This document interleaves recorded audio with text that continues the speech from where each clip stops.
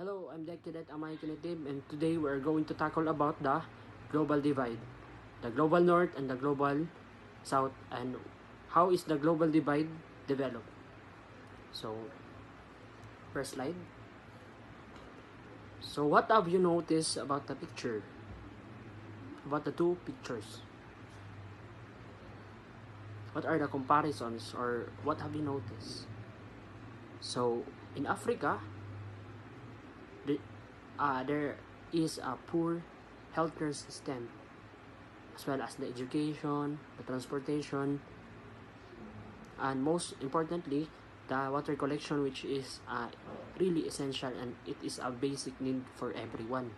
So unlike in the United Kingdom, in their healthcare system, they use advanced technology, as we can see in the picture, as well as the education and transportation and the water collection. So as we notice, there is a huge differences or disparities or inequality between these two nations. So what is global divide? So global divide describes global disparities, so primarily between developed and developing countries. The global divide, often referred to as digital divide or global inequality, is a complex issue with multiple factors contributing to its existence. It's important to note that this divide encompasses various forms of inequality, including economic, technological, educational, and access to resources. So, next. What are the two divisions of global divide? So, the two divisions of global divide is global north and the global south.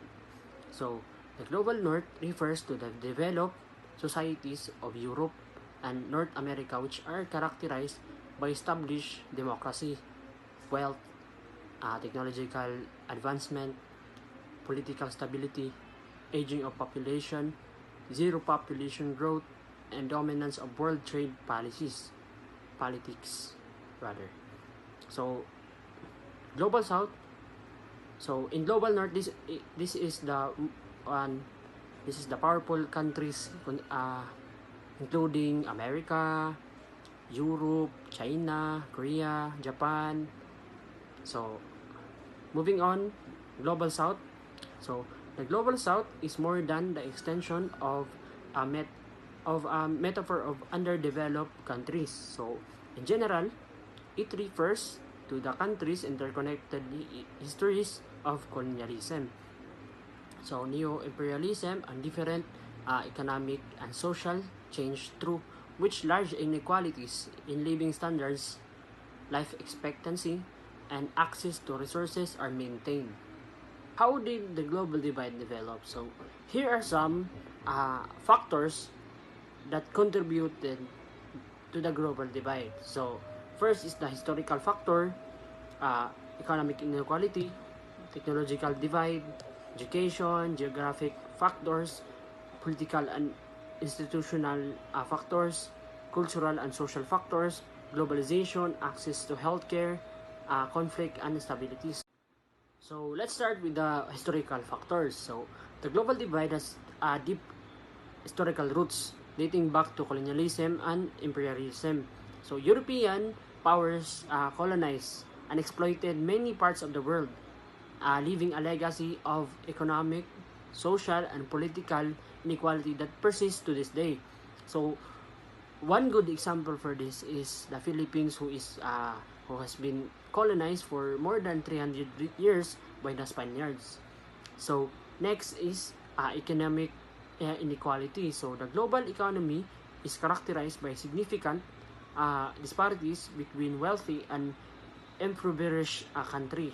So factors such as resource distribution, trade policies, and access to markets have played a role in perpetuating this economic divide. So next is technological divide. So access to technology, particularly the internet and the digital infrastructure, is a major component of the global divide. So developed countries tend to have a better technological infrastructure and higher internet penetration rates. So giving them a significant advantage in terms of information access, communication, and economic opportunities.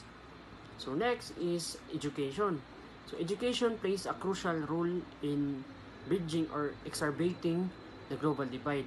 In many developing countries, there are disparities in access to quality education, leading to limited opportunities for social and economic advancement.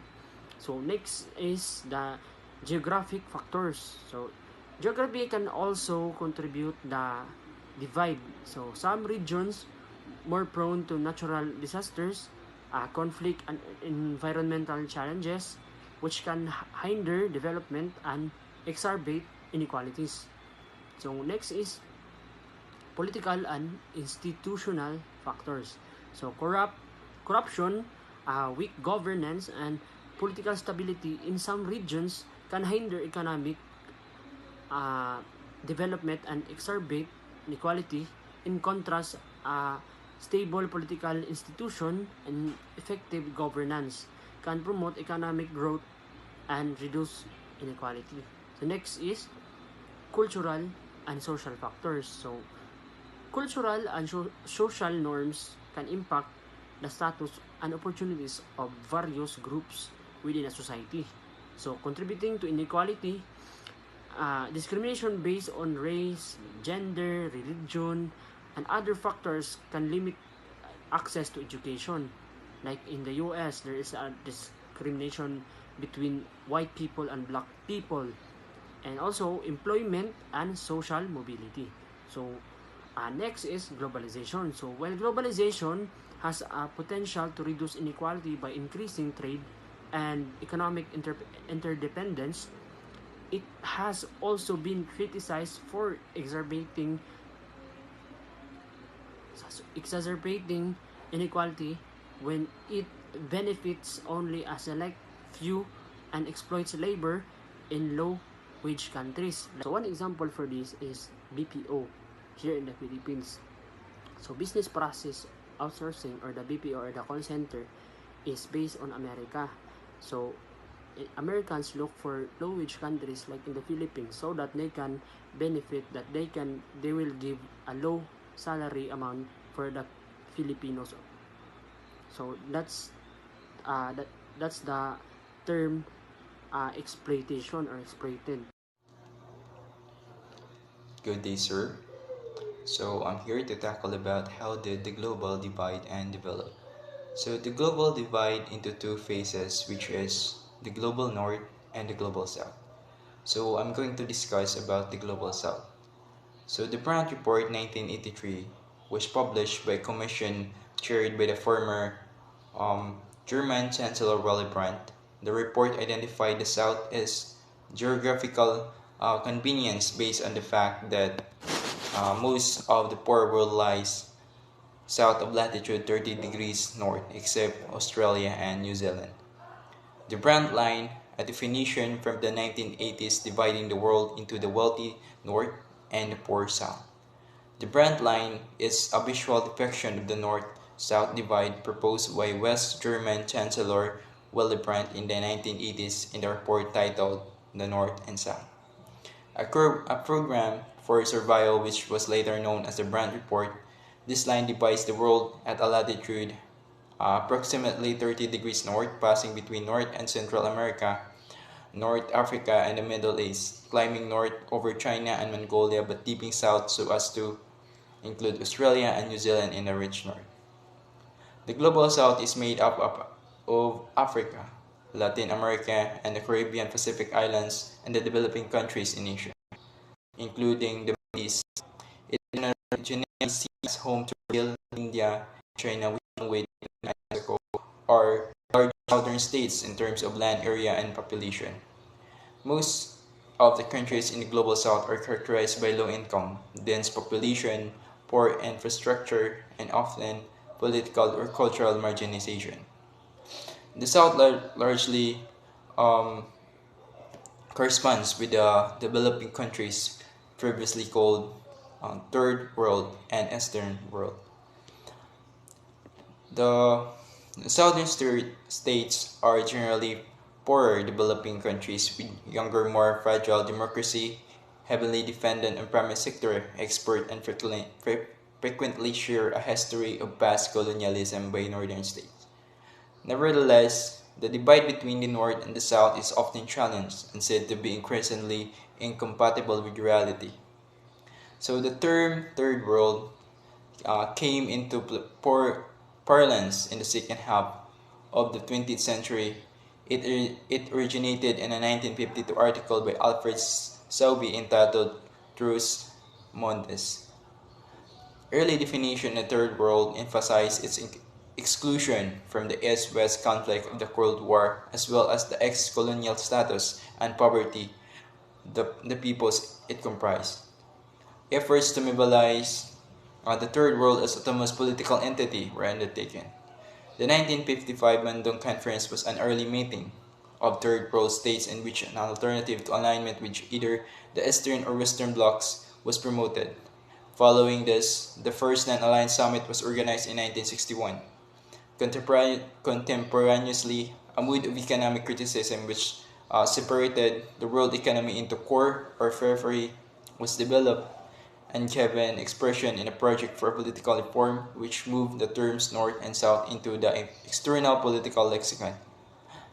In 1973, the pursuit of new international economic order which was to be negotiated between the North and the South was initiated as the Non-Alignment Summit held in Algiers. Also in 1973, the oil embargo initiated by Arab OPEC or OPEC countries are as a result of the Yom Kippur War caused an increase in world oil prices, with price continuing to rise throughout the decade.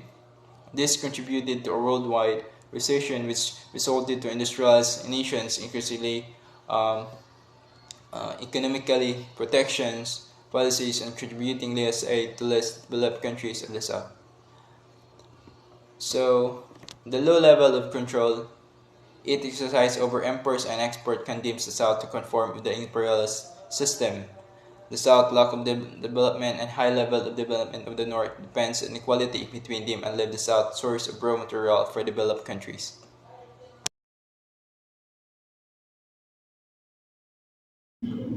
Why global divides the North and the South?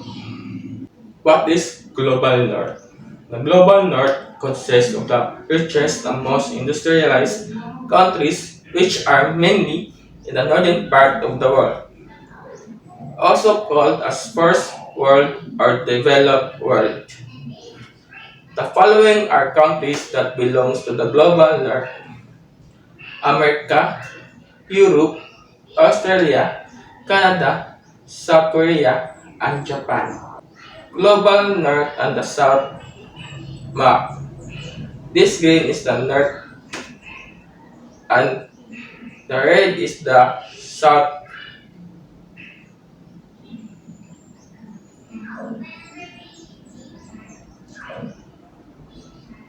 The division of world into the global North and the global South is the concept used in international relations and development studies to describe economic, political, and social disparities between different regions of the world.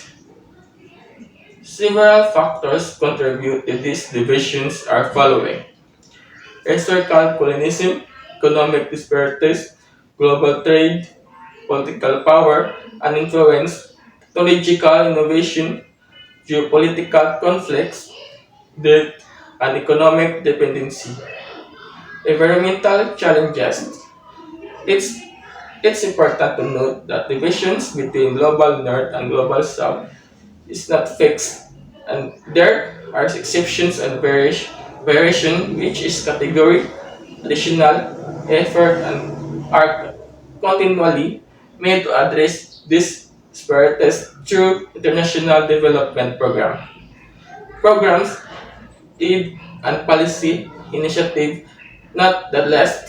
The historical and structural factors mentions about continue to shape global inequalities. Hello everyone, I'm going to continue the Global South. The Global South is the geographical convenience based on the fact that the most of the upper world lies south of latitude in 30-degree north. The Global South are the developing countries comprises three-quarters of the world's populations, represents mainly agrarians economy in Africa, India, China, Latin America, and others that are not as economically sound and politically stable as their global north counterparts, and tend to be characterized by turmoil, war, conflict, poverty, anarchy, and tyranny in OD 2010. This is the country who belong in global north. North America, Western Europe, Canada, Japan, South Korea, Hong Kong, Macau, Singapore, and Australia, New Zealand, and the Global South is Malaysia, Somalia, Haiti, Lebanon, India, and Philippines. These are the three terms in the North and the South. The first term, the North and the South, when used in a global context, are alternative designation for developed and developing countries. The second is the North-South divide is broadly considered a socio-economic and political divide. And the third, Global South, refers to the third world country or the developing countries. The characteristic of the North, over 1/4 of the world's people, 4/5 of world's income, the average life expectancy more than 70 years. Most people have enough to eat. Most people are educated. Over 90% of the world's manufacturing industry. About 96% of the world's spending on research and development. And this is the characteristic of the South. 3/4 of the world's people, 1/5 of world's income, and the average life expectancy of 50 years. 1/5 or more suffer from hunger and malnutrition. 1/2 of the people have little chance of any education. Less than 10% of the world's manufacturing industry, 4% of the world's research and development. The impact of global divides. The globalized world faces two contradictory trends. While a globalized market opens the prospect of an image wealth, it also creates new vulnerability to political turmoil and the danger of a new gap. The phase two, the impact of these new trends on developing worlds is profound. An economy driven by a near imperative for a big to acquire the small. Company of developing country are increasingly being absorbed by America and Europe multinationals. And the phase three, while while this solve the problem of access to capital, it brings about the growing vulnerability to domestic political tensions, especially in times of crisis. And within the developing countries, it creates political temptation for attacks on the entire system of globalization.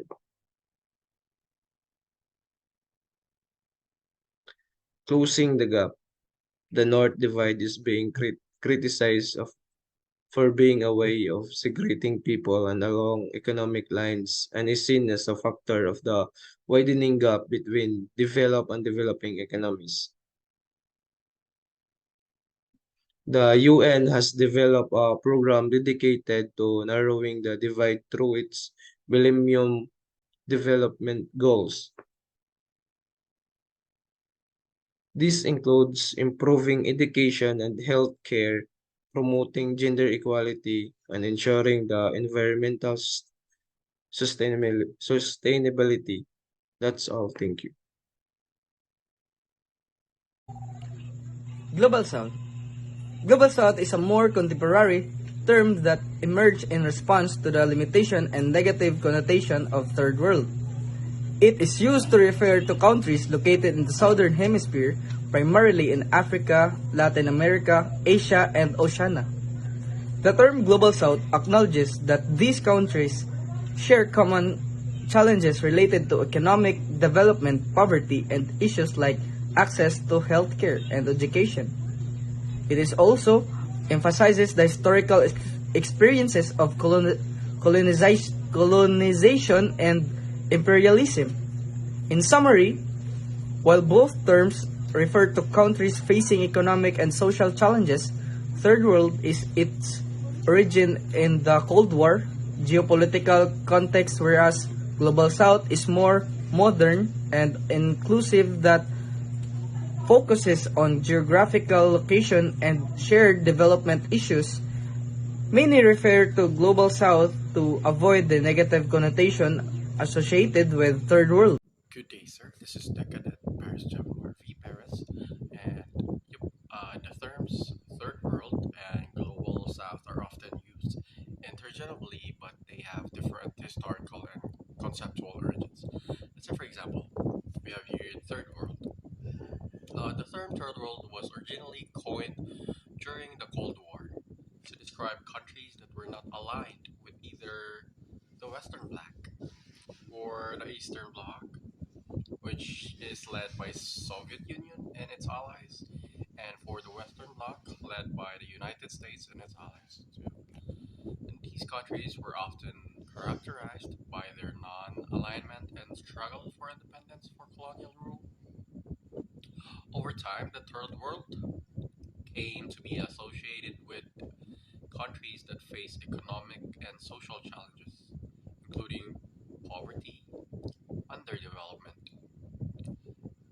and political instability. However, it's worth noting that term is considered outdated and can be seen as pejorative due to its historical association with binary Cold War view. Analyze how a new conception of global relations emerged from the experience of Latin American countries. The experience of Latin American countries have a significant contribute to the emerge of a new conception of global relations. Here are some key aspects. So number 1, dependency theory. Latin American countries played crucial role in shaping dependency theory, which emerged in 1960s. This theory challenged a traditional understanding of international relations by highlighting structural inequalities and power imbalance between developed and underdeveloped countries. It argues that the economic development of Latin American nations was hindered by the dependence on exploitation by more powerful nations, primarily from the global north. Number 2, economic sovereignty. Latin American countries have experienced various forms of economic exploitation throughout history, such as resource extraction, unfavorable trade agreements, and foreign debt burdens. This experience fueled a push of economic sovereignty, where a nation sought greater control over their resources, markets, and economic policies. This emphasized a sovereignty of self-determination contributes a revelation of traditional global economic relation, focusing on failure on economic exchanges. 3. Regional integration. Latin American countries have also advanced idea regional integration as a response to their shared challenges and aspirations. Initially, like an Union South American nation or UNASUR and Community Latin Americans and Caribbean States CELAC promotes cooperation and collaboration among member countries in areas such as trade, infrastructure, development, and social issues.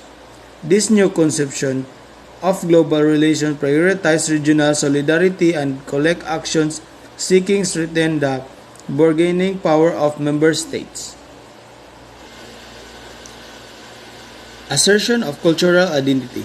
Latin American countries have emphasized the importance of unique cultural identities of history. The recognition has led to promotion of cultural diversity and protection of indigenous rights within the global framework. Latin American countries have advocated for more exclusive representation in global institutions platforms, challenging dominant narrative and fostering a more prosthetic approach and to the global relations.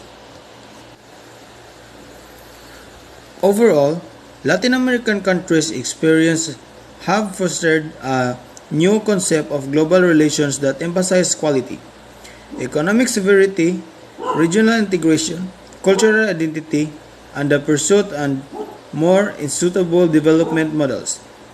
These contributions have helped shape global discourse and agendas, leading to the broader recognition of diverse needs and aspirations of countries, especially those historical marginalized exploit.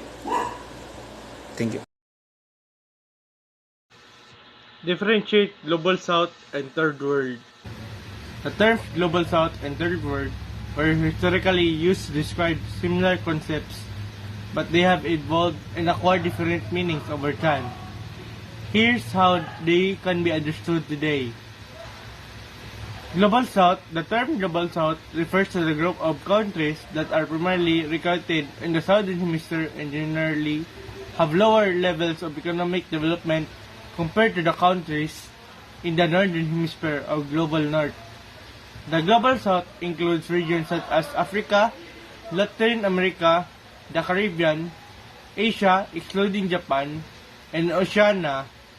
It emphasizes the geopolitical and economic disparities between countries rather than specific political ideology. Third World. Historically, during the Cold War era, the term Third World was used to categorize the countries that did not align either the capitalist First World, the United States and its allies, or Communist Second World, the Soviet Union and its allies. It includes countries from the various regions, political systems often characterized by their struggle for independence, decolonization, and economic development. However, the term Third World is considered outdated and has fallen out of favor due to its association with a simplistic and binary classification system. It is important to note that both terms are broad and can encompass diverse countries with varying levels of development, socio-economic conditions, and political systems. Additionally, they do not capture the nuance and complexity within individual countries or societies. Understanding these terms requires a consideration of historical context and recognition of the evolving dynamics of global politics and development.